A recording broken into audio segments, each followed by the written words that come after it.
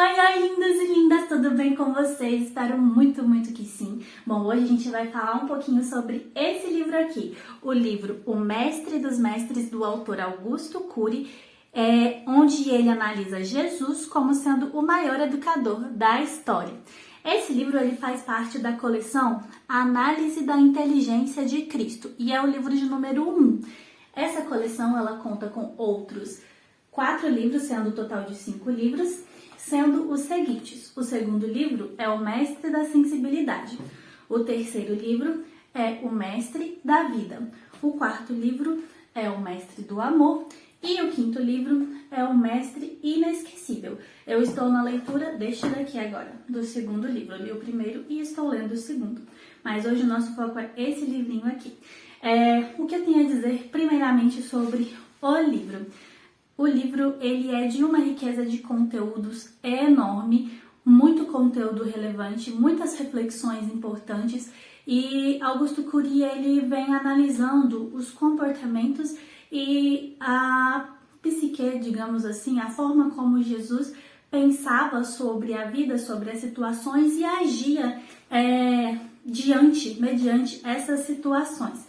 E Augusto Cury inicia o livro falando que, independente de sua religião, de sua crença, de crer ou não crer em Jesus como Filho de Deus, que a análise e o estudo da pessoa de Jesus pode ser benéfica para qualquer ser humano, porque assim como outros grandes pensadores da história, Jesus também foi um grande pensador da história, um grande homem. E muitas vezes a gente tem preconceito em estudar quem Jesus é por questões religiosas, e ele tenta quebrar esse paradigma e trazer todos para refletir um pouquinho sobre a vida de Jesus.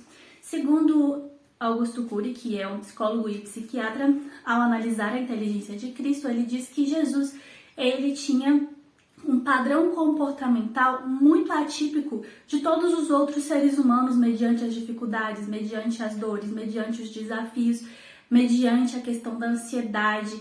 Então, estudar ele, como ele agia nessas situações, pode ser muito benéfico e muito libertador para nós. Ele diz que se a sociedade tivesse se dedicado a ver e contemplar Cristo, muitas questões seriam diferentes, políticas, ambientais, questões médicas, e ele traz a gente para esse momento de encontro com Jesus, que é muito legal. O livro é, assim, realmente transformador. Sabe, eu cheguei no fim da leitura do livro, eu cheguei na última página e falei assim, acabou. Sabe quando é aquela sensação de vazio quando você lê um livro muito bom? Então, foi o que aconteceu com esse livro. Meu coração ficou assim, tipo, I'm crying. Mas, vamos falar agora sobre os conteúdos. Como eu disse pra vocês, a quantidade de conteúdos dentro do livro é muito grande, então eu escolhi falar sobre 2 tópicos que são mais atrativos para mim, que mais me chamaram a atenção.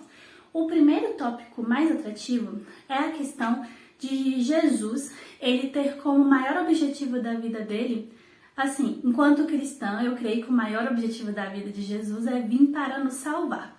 Mas aqui no livro, ele vem falando que o maior objetivo da vida de Jesus era causar uma revolução de dentro para fora. Uma revolução primeiramente interior, aqui na nossa cognição, na nossa forma de pensar sobre as coisas, e por consequência essa revolução interna ocasionaria uma revolução externa na nossa maneira de viver. E ao ler o livro isso fica muito claro e é reafirmado várias vezes, que ele até fala que Jesus queria reestabelecer um novo reino dentro de cada pessoa que entrasse em contato com ele. E eu até arrepio quando falo isso, porque é uma reflexão bem profunda e eu acredito ser bem real. Até porque o próprio Jesus disse em João 10:10 que ele veio para que a gente tivesse vida, e a gente tivesse vida em abundância.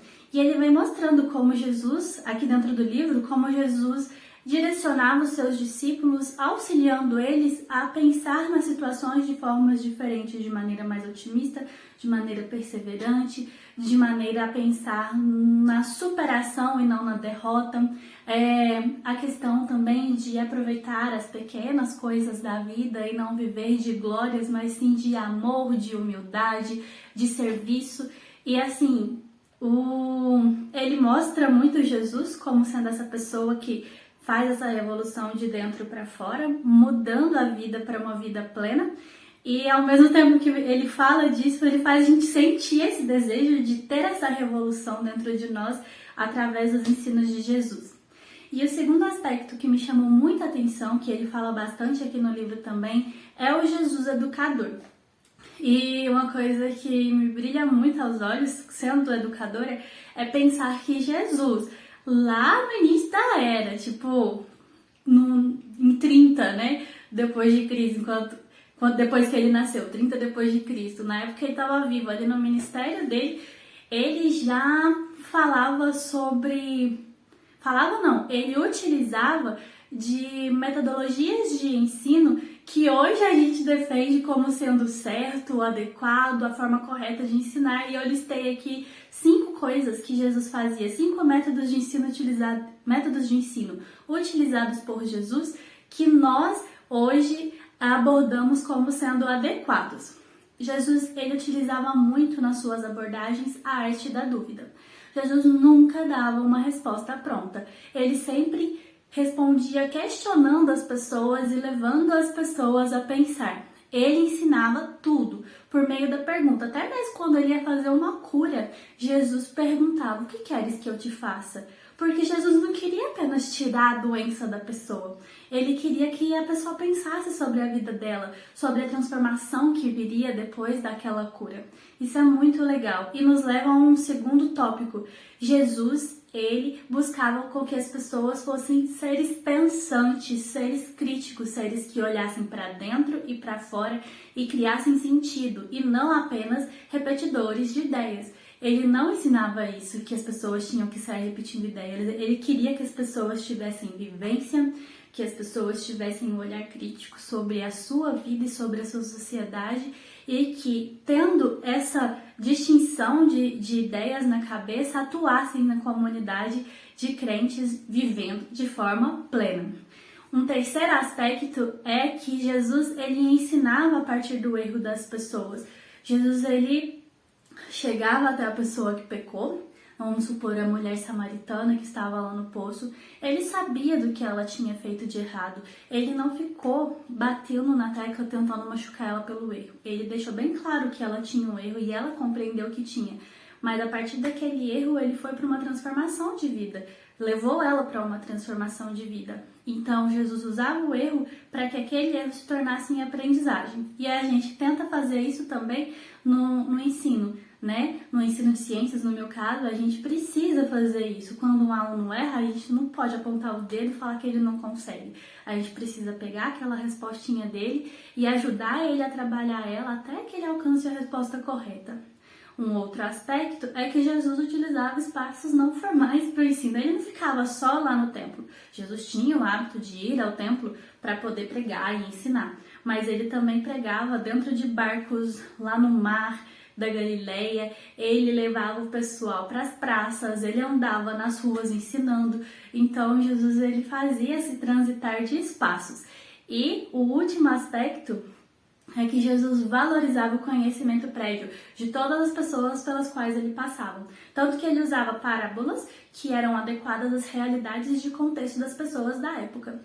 Então, assim, ler esse livro deixou isso mais evidente, me ajudou a organizar as ideias em relação a Jesus como educador e deixa meus olhinhos brilhando e o coração bem quentinho, pensando, poxa, como Jesus já sabia de tudo isso, eu demorei quase 30 anos para pensar sobre essas coisas, né? E o meu convite para vocês é que vocês estudem sobre Jesus. Leiam os evangelhos, leiam livros que falem sobre Jesus, mesmo que você não seja cristão, porque mesmo que você não seja cristão, ele foi uma grande personalidade que pode te ajudar e influenciar para o bem. E para você que é cristão, estudar sobre Jesus vai aumentar ainda mais sua fé. E é isso, pessoal. Um beijo. Espero que vocês tenham gostado do vídeo. Se vocês gostaram, deixe seu like ou seu coraçãozinho. Comentem aí embaixo se você já leu, o que vocês acharam de mais legal. E tchau!